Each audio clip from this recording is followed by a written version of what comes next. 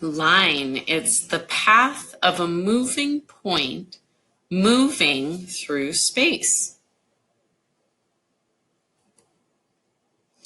Lines can take many different forms. They can be used expressively. That means that certain lines can be used to create certain moods or effects, similar to color.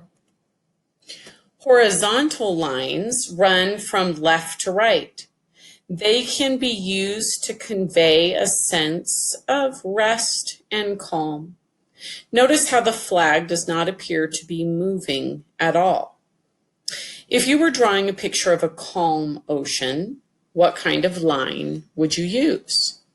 You probably will answer a horizontal line, much like a horizon line. Vertical lines run up and down. They can be used to convey a sense of strength and power. Many governmental buildings have tall vertical columns which help to communicate a sense of strength and power. Which tree sounds safer for climbing? One that stands tall and upright, or one that's leaning over? Diagonal lines run a combination of up and down and left and right at the same time.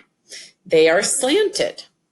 Kandinsky really created a sense of movement and instability in this painting.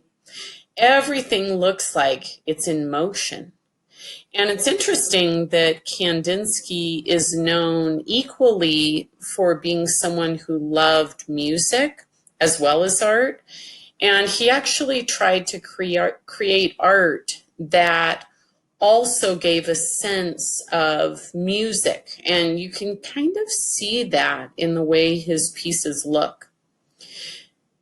If you were drawing a picture of a ball flying through the air, what would you draw behind it to make it look like it's moving? Wavy lines gently alternate direction, going up and down as it moves left to right.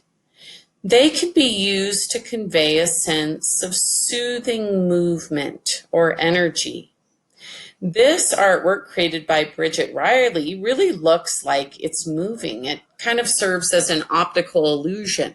That is the power of wavy lines and contrast, creating movement. When drawing a picture of flowing water, what kind of line would you use? Spiral lines move in an increasingly larger and larger circular motion. They almost have kind of a hypnotizing effect and relaxation. You can see this definitely in the center of Van Gogh's Starry Night with this kind of swirly, spirally effect. It almost could represent the wind as well. If you were drawing a picture of a windy day, what type of line would you use? Zigzag lines sharply alternate between moving up and down. They can be used to convey a sense of tension or of pain. If drawing a picture of a saw, what type of line would you use to draw the blade? And then now broken lines. Obviously, we see these all over the place whenever you're on the street because they show drivers where crossing lanes is permissible and give you a sense of kind of your own lane. So you stay in your own lane.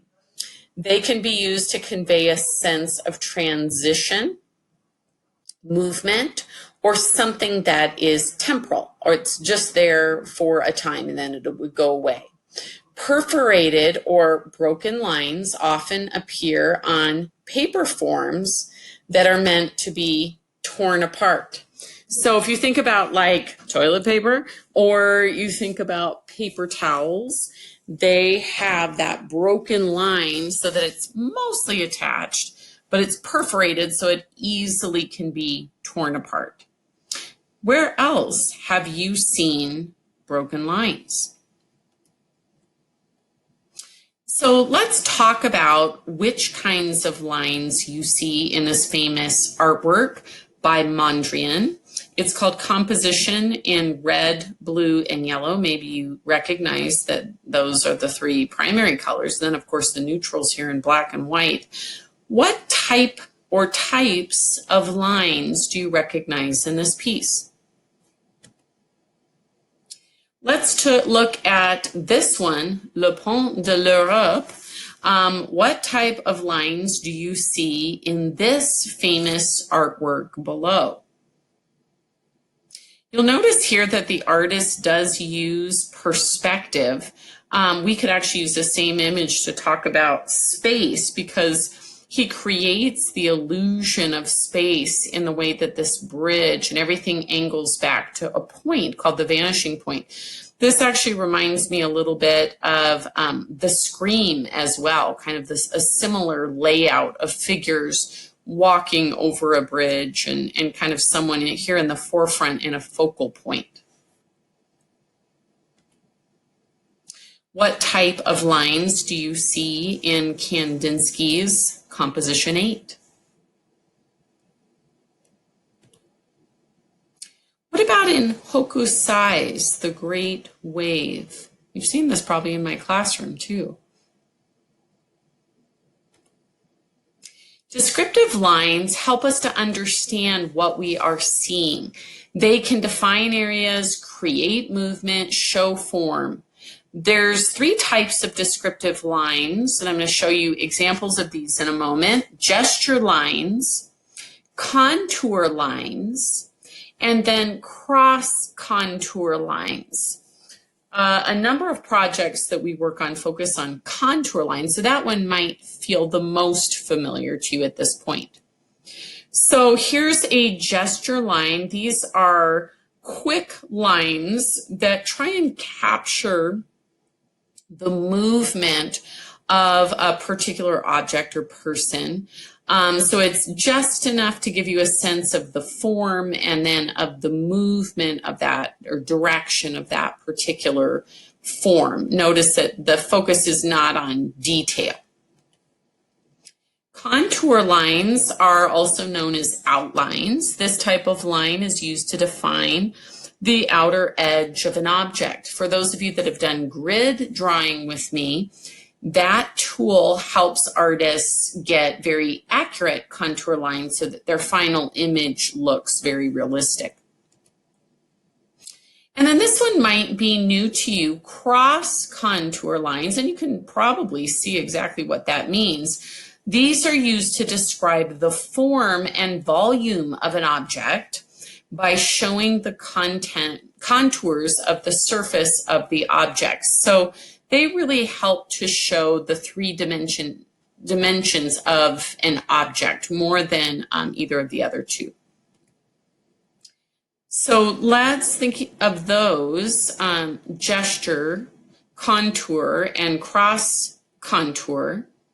Which one do you see in this sketch by Rembrandt?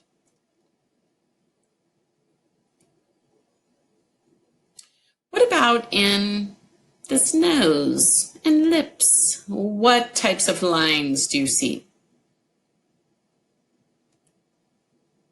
And finally, in Keith Haring's drawing here, I actually saw, he's very famous, a t-shirt at Target right now that has Keith Haring on it. What type of lines does he focus on? All right, so here are the skill building activities that I would like you to do for line. For third and fourth, you're going to be using the back of your paper, and colored pencils, markers, whatever you choose to do is fine. And you're going to go ahead and attempt making some of these kinds of lines. You've got flowing, bold, wavy, sharp, delicate, thick, jagged, bumpy, wiggly, thin, smooth, and wild. I'd like you to consider doing, let's say, at least 5. I don't think that that should be too hard. And extra points if you choose to do all of them.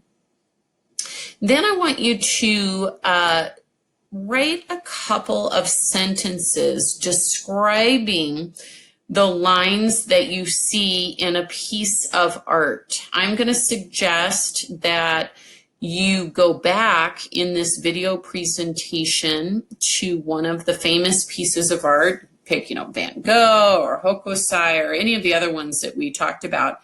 Pause, look at it carefully, and then in complete sentences, I'd like to have you identify at least 3 types of lines that you see in that piece. And there is like a sentence stem that might help you. For example, the artwork by Van Gogh, let's say, has blank, blank, and blank types of lines. So maybe I would say thick, spiraling, and flowing, which make the work look, maybe I would say, like it's in motion.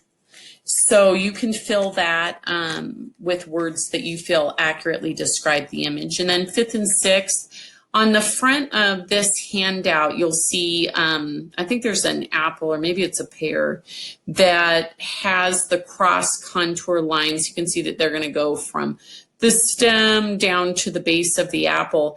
If you've done a pumpkin project with me, we've used these same types of contour lines. And so it'll go down, and then there's also going to be the kind of the rings that go around the edge of the apple as well. The goal being that it would take on what looks like a 3D shape.